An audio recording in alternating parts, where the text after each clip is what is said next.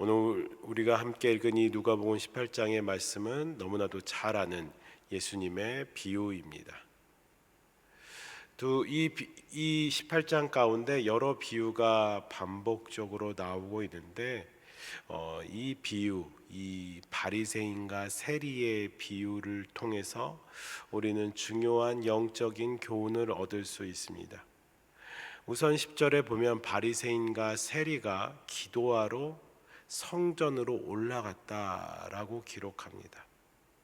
여기서 성전이란 성소가 아니라 성전 뜰을 가리킵니다. 당시에는 성전 뜰에서 기도하는 그런 종교적 행위가 있습니다. 우리가 주목해야 될 것은 바리새인이 기도하러 간 것은 어느 정도 인정이 되고 이해가 되지만 세리도 기도하러 올라갔다라는 것입니다. 바리새인 같은 사람들이 세리를 볼 때 하나님께 기도할 자격도 없는 사람입니다. 심지어 유대 산헤드린 법정은 세리 또는 창기 같은 사람들을 유대 선민 공동체에서 제외시켰습니다. 법적으로 그들만의 전통적인 법 가운데 세리는 유대 공동체인으로 인정하지 않은 사람입니다. 그래서 세리는 선민의 자격을 잃고 하나님께 버림받은 그런 존재로 여겨졌습니다. 그럼에도 이 세리가 지금 무엇을 하고 있습니까? 성전 뜰 문으로 가 기도를 하고 있다라는 것입니다. 전통적인 법 가운데서도 제외된 사람이 성전 뜰 문으로 가서 기도하러 올라간 것입니다. 우리는 이 세리가 자신을 멸시하는 바리새인들이 모여 있는 곳에, 자신을 놀리고 있는 많은 사람들이 모여져 있는 곳에, 비판과 정죄가 기다리고 있는 그곳에 개의치 않고 하나님께 기도하러 올라갔다는 사실에 주목해야 합니다. 여러분, 이 세리가 성전으로 올라갈 수 있었던 것은 그 마음에 하나님에 대한 분명한 믿음이 있었던 것입니다. 그리고 그 믿음으로 하나님께 소망이 있었다라는 증거입니다. 비록 세리라는 직업을 지니고 사람들에게 비판을 받습니다. 정죄를 받습니다. 죄인으로 여김을 받습니다. 하지만 그는 자기 같은 죄인도 하나님이 외면하지 않으신다라는 믿음으로 올라간 것입니다. 성도 여러분, 우리는 이 세리의 믿음을 본받아야 합니다. 성도들 중에도 이 세리와 같이 남들 보기에 비난받을 수 있는 사람들이 있습니다. 또 실족하여 큰 죄의 구렁텅이 속에 빠져 있는 사람들도 있을 수 있습니다. 그래도 낭망치 말고 하나님께 용서와 자비를 구하는 것은 하나님께서는 기도에 대해서 응답해 주시는 하나님이신 줄 믿습니다. 그것이 주님의 뜻이고 가르침입니다. 이렇게 올라가서 이제 바리새인과 세리는 기도를 하는데요. 바리새인은 어떤 기도를 합니까? 우리 11절의 말씀을 같이 함께 읽기 원합니다. 11절의 말씀이 같이 있습니다. 바리새인은 서서 따로 기도하여 이르되 하나님이여, 나는 다른 사람들 곧 토색, 불의, 간음을 하는 자들과 같이 아니하고 이 세리와도 같지 아니함을 감사하나이다. 아멘. 바리새인의 이 기도의 내용을 보면은 교만한 사람이구나라는 것을 한눈에 볼 수 있습니다. 독선에 가득 찬 자기 자랑으로 이루어져 있습니다. 이 11절 이후에 12절 말씀까지 보게 된다면 이게 기도인가 싶은 생각이 듭니다. 이 기도를 듣는 하나님은 과연 어떤 마음이실까 생각이 듭니다. 하나님께서는 분명 성도의 기도에 대해서 기뻐하시지만 이 바리새인의 기도는 과연 기뻐하실까라는 생각을 하게 됩니다. 어쩌보면 하나님께서 이 기도에 대해서 불편해하지 않으실까? 이 기도에 대해서 불편함을 넘어 인정하시지 않는 기도이지 않을까 생각하게 됩니다. 왜 그렇습니까? 우선 교만한 마음으로 그가 기도를 드렸습니다. 11절에 그는 서서 따로 기도했다고 합니다. 서서 따로 기도했다. 다른 사람들이 볼 수 있는, 다른 사람들에게 우러러 볼 수 있는, 집중할 수 있는 곳에서 떨어져 기도합니다. 무엇보다 죄인으로 여겨지는 그 세리와 떨어져서 기도를 합니다. 이렇게 교만하고 자기 생각에 사로잡힌 사람의 기도를 하나님께서는 분명 받지 아니하실 것입니다. 그리고 이 기도 가운데 그는 거짓 기도를 드립니다. 자신은 토색하지 않았다, 불의하지 않았다, 간음을 하지 않았다라고 합니다. 그러나 그들은 자기들의 종교적 지위를 악용해서 재산을, 그 헌금을 공공연하게 자신들이 취득했으며, 그리고 그들이 하나님의 말씀을 가지고서는 마음대로 뜯어 고쳐 여러 가지 죄를 규정하기도 했습니다. 이런 것을 봤을 때 그의 기도는 분명 거짓 기도입니다. 그리고 또 자기 자랑을 합니다. 자기가 11조를 했다라고 자랑을 합니다. 금식하는 일에 대해서 자랑을 합니다.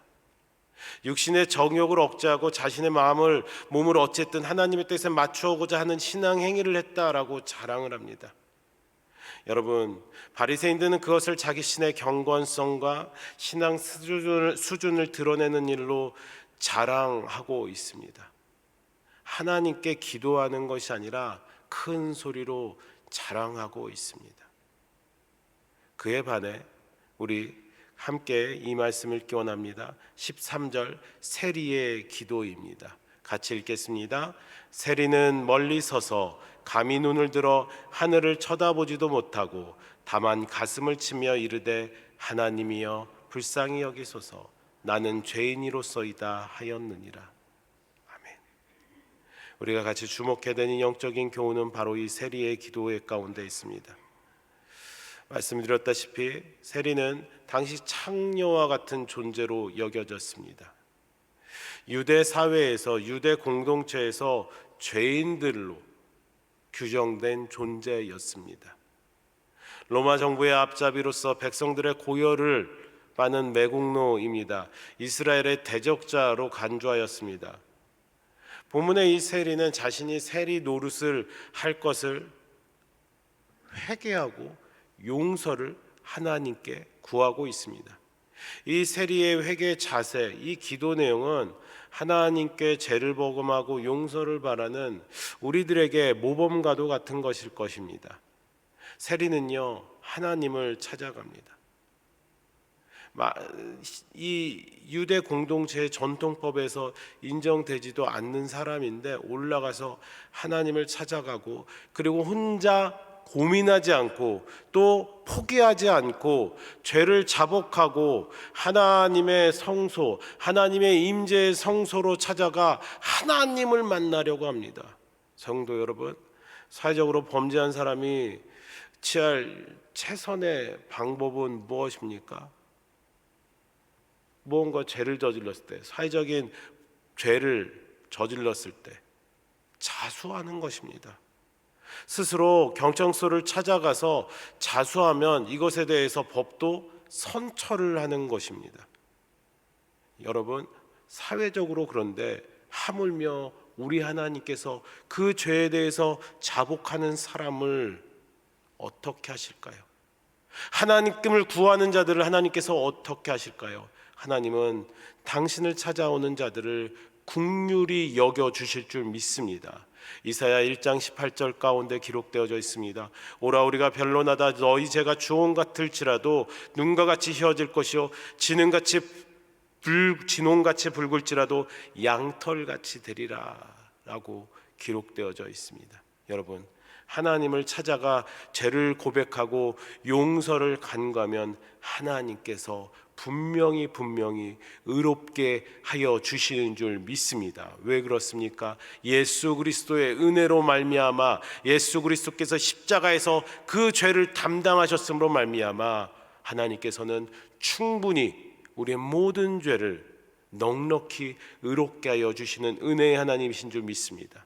세리는 그렇게 하나님을 찾아가 자신의 죄를 자복합니다. 멀리 서서, 13절에 또 멀리 서서라고 한 것은 성전 바깥에 있는 그 따로 이방인들의 기도하는 곳이 있었습니다. 성전 뜰 중앙이 아니라 성전 바깥에 이방인들의 뜰에 서서 기도합니다. 자신을 거룩한 이 유대 선민 사회의 일원이 되지 못하는 불의한 자로 먼저 인정한 것입니다.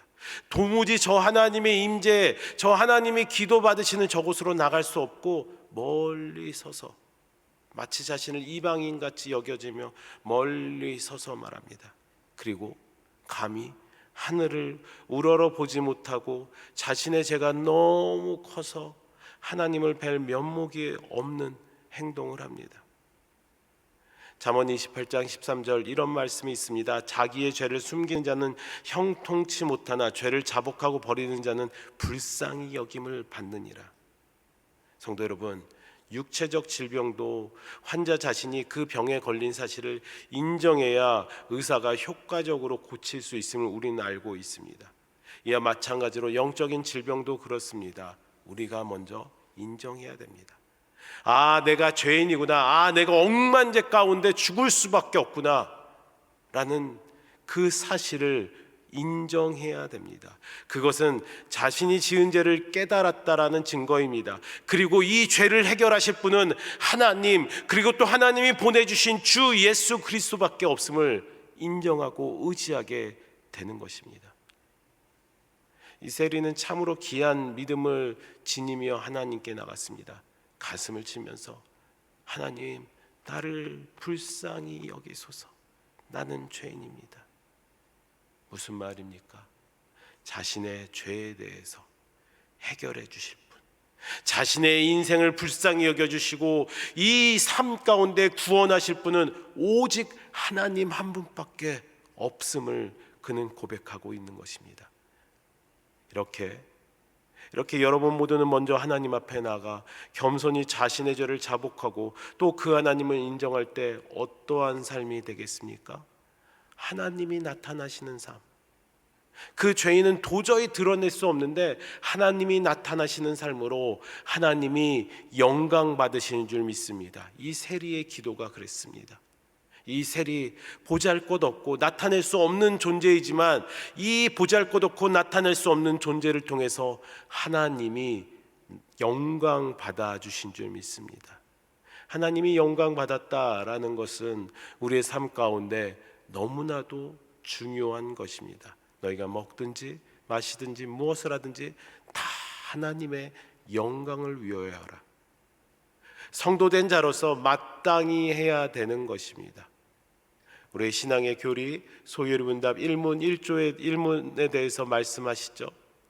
인간의 주된 목적은 무엇이냐라는 그 질문 가운데 우리 인간의 주된 목적은 하나님을 영화롭게 하는 것과 영원토록 그를 즐거워하는 것이다. 하나님께 영광 돌리는 삶이라는 것입니다. 종교적 행위가 아니라 하나님 한 분밖에 없습니다. 하나님 한 분밖에 내 죄를 해결해 주실 분이 없습니다라고 고백한 이 세리와 같은 죄인이 그 하나님께 영광 돌리는 삶을 살게 되었습니다. 또 다른 오늘의 날주의 말씀을 하나 더 보고자 합니다. 역대하 3장 15절에서 17절의 말씀입니다. 솔로몬이 이제 성전을 지으면서 그 성전에 기둥을 만듭니다. 15절에서 17절의 말씀 같이 함께 읽겠습니다. 성전 앞에 기둥 둘을 만들었으니 높이가 35규빗이요 각 기둥 꼭대기의 머리가 5규빗이라. 성소같이 사슬을 만들어 그 기둥 머리에 두르고 성류 100개를 만들어 사슬에 달았으며 그 두 기둥을 성전 앞에 세웠으니 오른쪽에 하나라. 오른쪽 것은 야긴이라 부르고 왼쪽 것은 보아스라 불렀더라. 아멘. 솔로몬은 성전을 이제 거의 완성이 되어지는 단계 가운데 두 기둥을 세웁니다. 하나는 야긴, 하나는 보아스입니다. 야긴이란 뜻은 이런 뜻입니다. 하나님이 세우실 것이다. 하나님이 세우실 것이다. 그리고 또 한쪽에는 보아스, 이것은 하나님에게 능력이 있다라는 것입니다. 여러분, 이 두 기둥 뜻과 이것이 세워진 것을 보았을 때 당연한 것으로 우리는 여겨질 수도 있지만 이 당시 사회에서는 당연한 것이 아니었습니다. 솔로몬의 이러한 두 기둥에 이름을 붙이는 것은 당연한 것이 아니었다라는 것입니다. 그 당시의 왕들의 그런 행위와 비교해 볼 때 특별한 점이 있습니다. 그것은 성전을 건축하고 솔로몬의 이름이나 성전을 건축한 그 선왕 다윗의 이름을 기록하지 않고 하나님의 주권과 하나님의 능력을 기록했다라는 것입니다. 당시의 문화는 그렇습니다. 무언가 큰 신당을 만들고 무언가 큰 왕국을 만들고선 그 앞에 기둥 앞에 자신들의 이름을 드러내는 것입니다. 그것이 당연한 것이었습니다. 그것이 보편적인 문화였습니다. 그런데 솔로몬은 그것을 하지 않고 있습니다. 무엇입니까? 하나님이 다 하셨다. 나는 능력이 없고 나는 준비된 것이 없는데 하나님이 다 하셨다라는 것입니다. 심지어 성전 건축에도 그렇습니다. 함께 읽지 않았지만은 1절의 말씀 가운데 이 성전이 건축되어진 것은 예루살렘 모리아 산이라고 합니다. 예루살렘 모리아 산은 그의 아버지 다윗에게 나타난 곳이고 다윗이 정한 곳입니다. 그러므로 성전 기둥 조그만 곳에다가 다윗이 이것을 준비했습니다라고 말할 수도 있었습니다. 그러나 인간적인 이름은 다 가리웠습니다. 그리고 야딘과 보아스, 하나님이 세우셨다, 하나님에게 능력이 있다, 하나님의 주권과 하나님의 능력에 대해서 나타내고 있습니다. 나는 힘이 없는데, 나는 능력이 없는데, 내가 할 수 있는 것은 도무지 없는데, 심지어 나는 죄인인데 하나님이 하셨다. 하나님께 영광 돌려지는 삶이 된 것입니다. 하나님이 나타나지는, 하나님이 영광 받으시는 일이 된 것입니다. 성도 여러분, 우리는 하나님의 영광을 나타내기 위해 지음받은 존재임을 잊지 마시기 바랍니다. 우리에게 놀라운 재능이 있다면 그것은 하나님이 주신 것입니다. 우리에게 하나님을 향한 간절한 마음 가운데 기도하러 나오는 건, 예배하러 나아가는 것, 모든 종교적인 이 신앙 가운데 하는 모든 것들은 하나님께서 우리에게 주신 것입니다. 우리는 그저 그 하나님이 함께 하시기 때문에 범사에, 모든 삶에 하나님께 영광 돌려야 되는 줄 믿습니다.